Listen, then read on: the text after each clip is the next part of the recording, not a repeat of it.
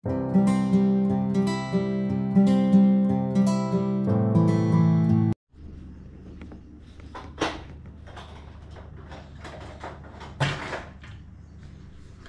morning guys! Kumusta? Anyway, alam nyo, si Kian lang ang magpapasok ngayon kasi si Cheyenne wala siyang pasok. Kasi nga, mag-start exam nila. Binigyan sila ng araw para maka-review. So, si Kian lang ang papasok ngayon. So, hinihintay na namin yung bus. At habang hinihintay namin, tapos na ako sa kanya.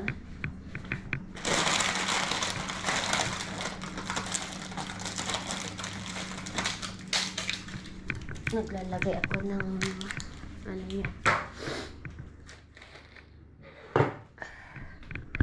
ng babaunin. Pinabaunin ko siya ng apple at saka walnut at saka sandwich.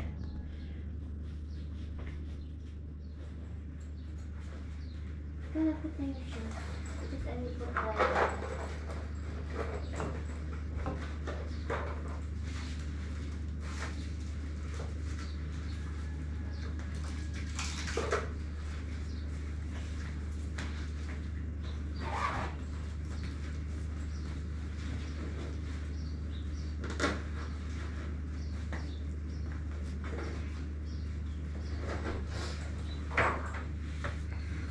Anyway, ngayong araw guys, pupunta kami ni Mr. Magpa-mammogram ako. Required sa akin. Dalawa yung sabi niyang test hindi ko alam yung isa. Maya, mga around 9:30 ganun. Kasi pupunta pa ako sa sa church. May misa ngayon. And then, yung napulot kong pera, ibibigay ko. Andun pa sa bag ko. Wait, kita ko sa iyo. Ito siya guys, yung napulot ko.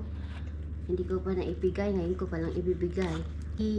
Mas ngayon, so ibibigay ko siya. Ngayon is Thursday. Ito guys, 35,000. Anyway, may nag-comment. Bakit ko pa daw kinuha? Makonsensya. Yung tawag dito, dapat sinauli ko sa may-ari or hindi ko na lang pinulot. Hindi ako walang pangalan siya, kaya nga sinabi ko na ilagay namin dito sa church kasi walang may-ari, paano ko kontakin. And then yung aso ko ang nakakita. Saka ko lang nakita nung binaba niya kasi hindi ko rin napansin ang inat-ngat niya yung nasa bunganga niya. Nakita ng aso ko. And kaya nga ibibigay ko sa church kasi hindi ko nga alam kung sino may-ari. So yun, and then hindi naman siya ganun kalaki yung laman, pero ayaw ni Mr. na gastusin namin kasi yun na nga sabi niya, haram is kawawa sa Tagalog. Kaya ibigay namin ito sa church. And napulot lang namin, I mean kami yung nakakita. So, yun. And then, yung mga nagko-comment na about sa loto, guys. Alam nyo, yung paano ko ba explain sa inyo yun? Hindi ganon kalaki ang pinanalunan namin. Diba sinabi nga namin dun sa vlog na 1 million, yung 1 million is yung pera nila, yung lira, 1 million lira kompe ay convert sa dollar is $13 lang yung napanalunan namin lang. $13 yung napanalunan namin. So hindi ganun kalaki, wala pang $100. So yung mga nagko-comment na bibili kami ng ganito, ng ganyan, darating tayo dyan guys. Yung alam nyo ba kung bakit ko shinare? Kasi natuwa kami ng asawa ko kasi first time naming manalo. Kaya ako na-share yun guys about sa loto. Yung loto naman alam namin na gambling. Kasi sabi nila yung loto daw gambling. Oo, pero dito sa Lebanon parang normal sa kanila ang mag-gambling. Mga pokers, may mga nga sila mga amusement, mga small casinos, ganyan. So, normal lang sa kanila dito. Hindi sa gaya sa atin na pinagbabawal. Yung loto dito is legal, hindi hindi ano guys. So that time na naginip kasi ako, kaya trinay ko lang na sinabi kay Mr. na naginip ako, and then hindi ko din naman alam na gusto niyang tumaya ganyan. So si Mr. hindi naman siya addict sa ganyan, nagtaya lang siya kasi na-excite siya sa number na panaginipan ko.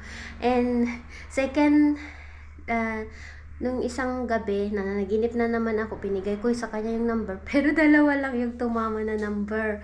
Pero alam nyo, kaya natutuwa ako na alam nyo yung ganon, yung experience namin, yung ano na kahit konti na appreciate namin. So yun, hindi ganon kalaki guys. Yung mga humihingi ng balato sa akin, alam nyo, kung meron lang sana, ano, bibigyan ko kayo. Kaso ano kasi siya, hindi ganun kalaki. Mayroon nga nag-comment $13 lang. So, maliit lang talaga siya. Pero, compare sa amin dito, malaki na yon. Ganun. 700 pesos lang ata sa peso. Hindi ganun kalaki guys. So, yung inaakala nyo na bibili kami ng mga gamit, mga ganito, ganyan, hindi. And, if ever nabigyan kami ng pagkakataon, syempre, marami kaming uunahin na importante na ano, at saka walang problema sa dining table namin guys, kahit maliit, basta mayroon na ihanda na pagkain dyan, okay na. At saka sanay na kami, yung mga si Mr. nga, mga kapatid niya, dyan sila lumaki sa table na yan.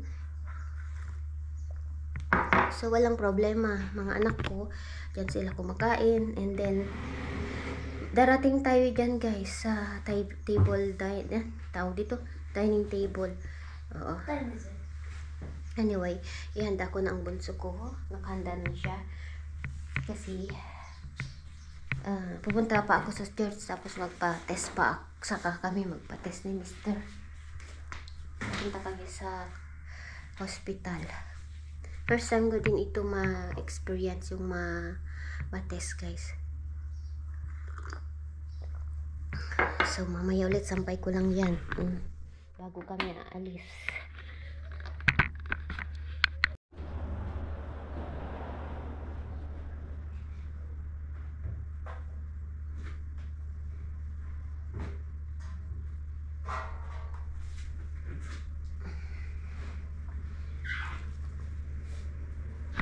Isampay ko muna ito bago ako aalis. Andito pa si Bunso.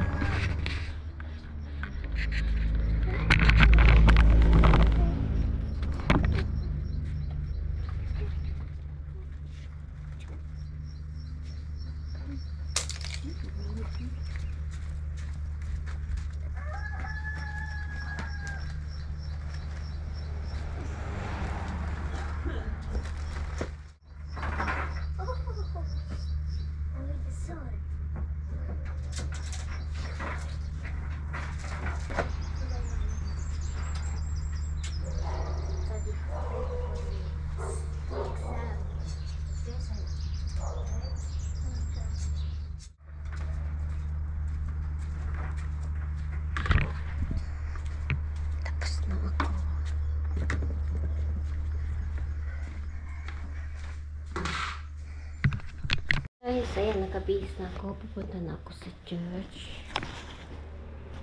Ayun, ano baka makalimutan ko na naman. Ito, bigay ko ngayong araw.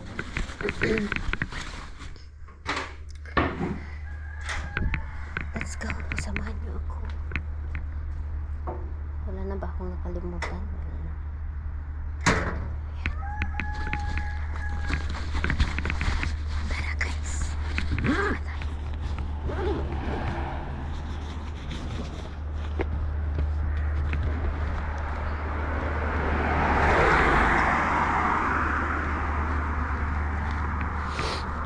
Ang ganda ng araw.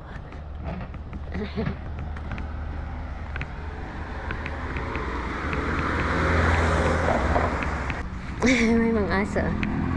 Hello, good morning. Kilala na nila ako. Alam ko yung pangalan ng aso nila, Jackie.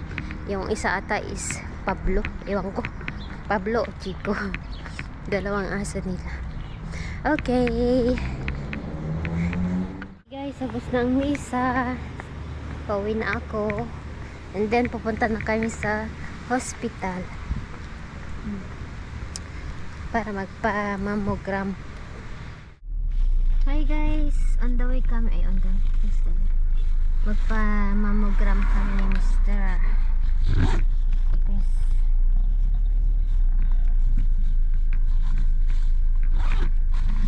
I-try na. Dito na kami. Magpa-test.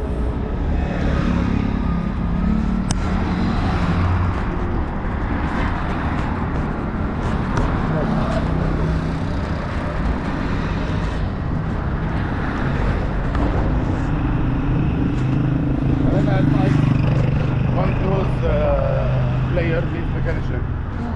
He came to the shop. That smells by your feet like this. I said to stop the fan. It's not working.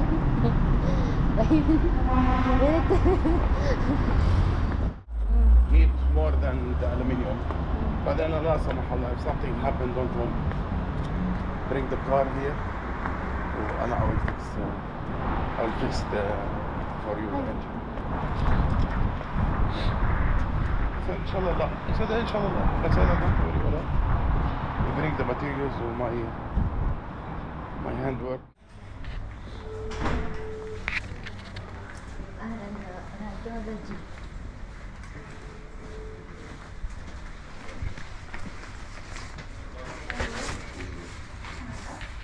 Di kami Now natuloy. you know it. So you teach it for our daughter later. Di kami natuloy guys kasi dapat magpa-appointment daw kami. Eh yung doktor ko naman sabi niya ganito. Alam ko ba, akala ko check-in ba yung meron talaga. Hindi pala. Next month na naman kasi hanggang 7 days lang. Magpa-appointment kami. Ewan ko.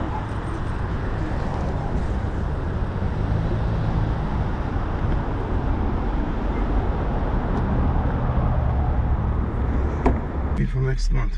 As you lalaki, what you will do?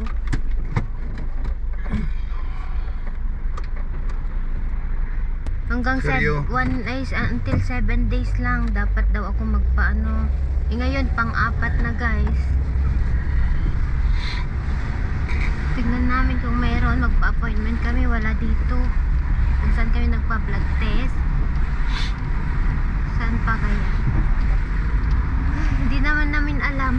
First time ko naman kasi. See what she asked. They know.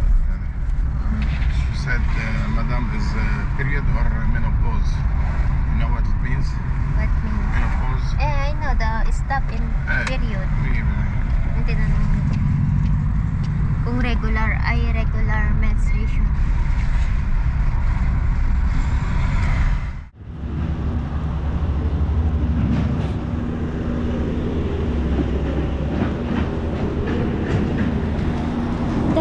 Itong hospital na to, ito yung kung saan kami nag-emergency kay Kian.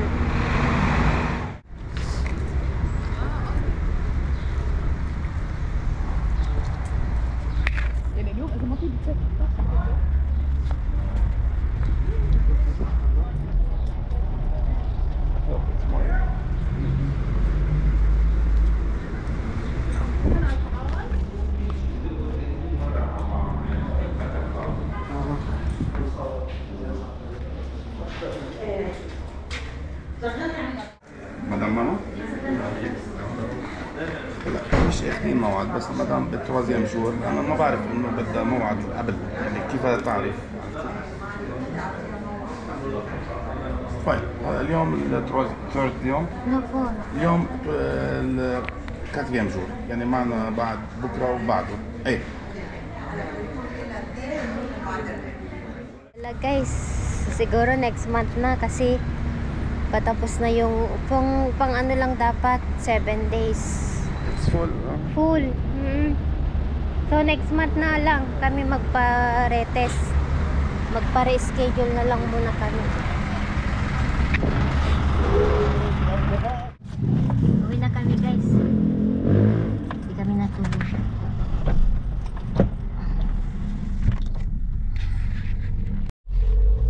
May accident guys. Ala. Delivery. Kawawa naman. May accident guys. Ala, nasira yung sasakyan.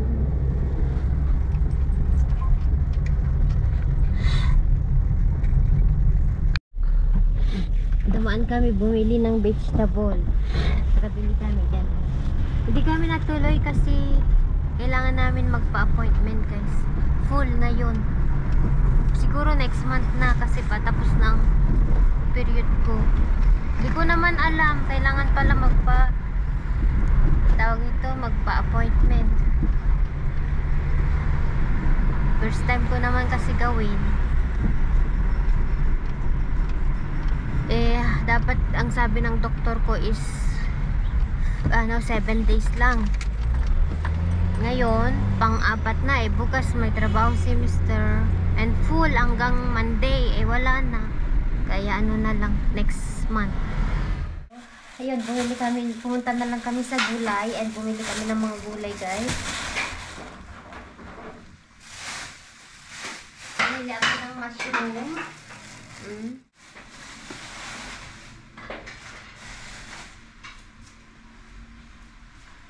Magbulgur ako kasi and then magprito ako ng talong. Gusto ni Mr. ng talong. Wala, sana kasi pag summer marami akong talong. Gusto ni Mr. ang talong.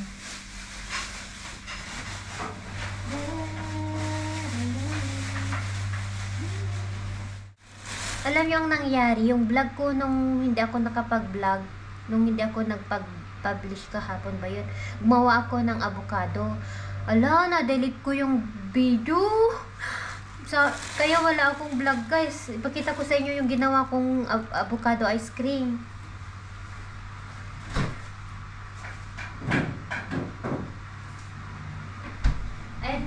Ito siya guys. Hindi ko na...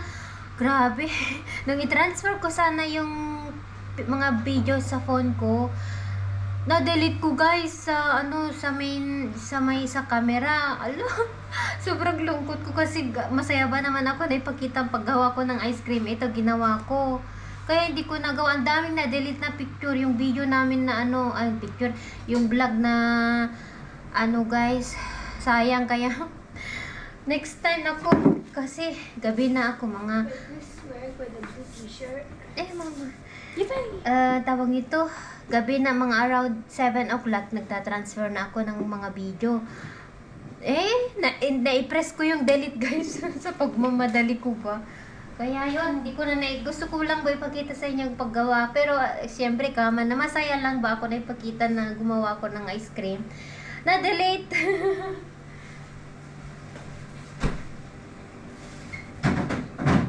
Avocado ice cream. Bayan, sobrang galit ako. Gumaganon pa ako. Ano ba yun? Nainis ba ako? Kasi nagmamadali na nga ako na i-transfer. Ay, naku. Sa pagmamadali na disgrasya pa. Ay, naku. Sobrang gumanon pa ako. Sabi niya, Subek! Anong nangyari? Nadalit yung Ay, naku. Hi guys, nagluluto na ako ng pang-lunch namin. Nakaluto na ako. And kakain na kami. Kakain na ako pala kasi dalawa kami ni Cheyenne kasi nagutom na daw siya. And ito yung ginawa ko kahapon. Ano ba yan? With ice cream. With ice cream. Ito siya guys. Hindi siya ice cream. Nilagyan ko ng walnuts. Hindi ko na video ba. May video ako pero na-erase ko guys. Na-delete ko na accidentally. Nilagyan ko ng walnuts. Tapos almond. Yan. Avocado yan. Siya mama. That's potato? Sweet potato. Ayan yung patata na nilagyan ko ng coriander. Kain na kami ni Sayan kasi nagutom na kami.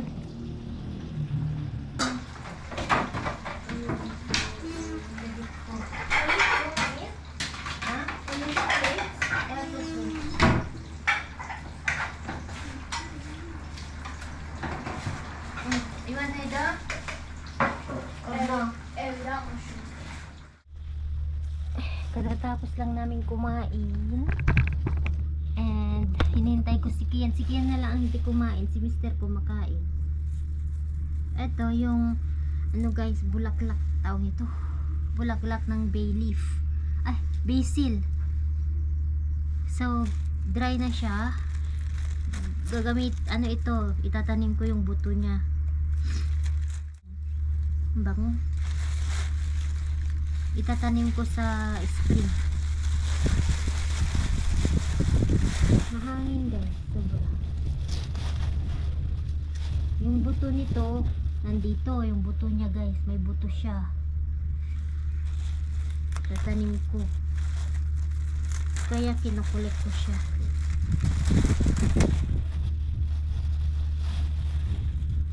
Tapos, itatanim ko siya pag tumubo na. Aray ko.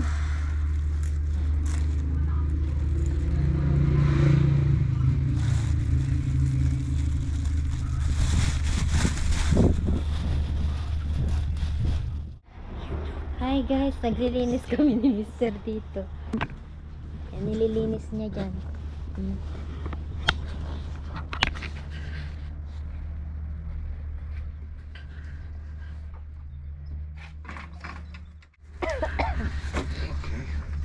هيدا كاكا؟ لا هذا mud و water. It makes smell و too much mosquito. Okay. Hey,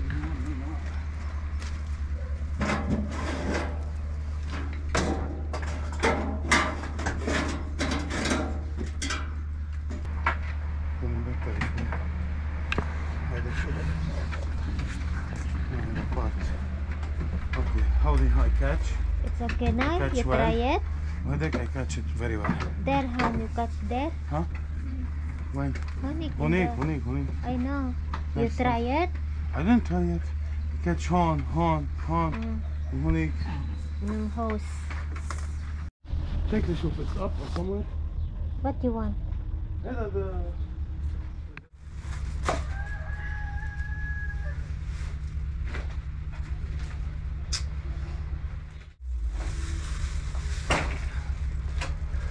Han, I think this is yours, but they removed the No. blue. Hey, wala.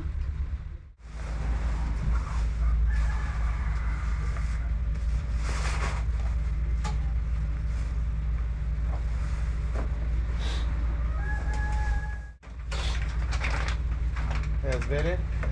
يلا. هلا.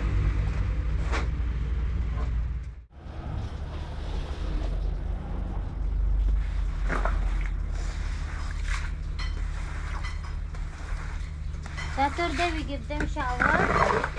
ايه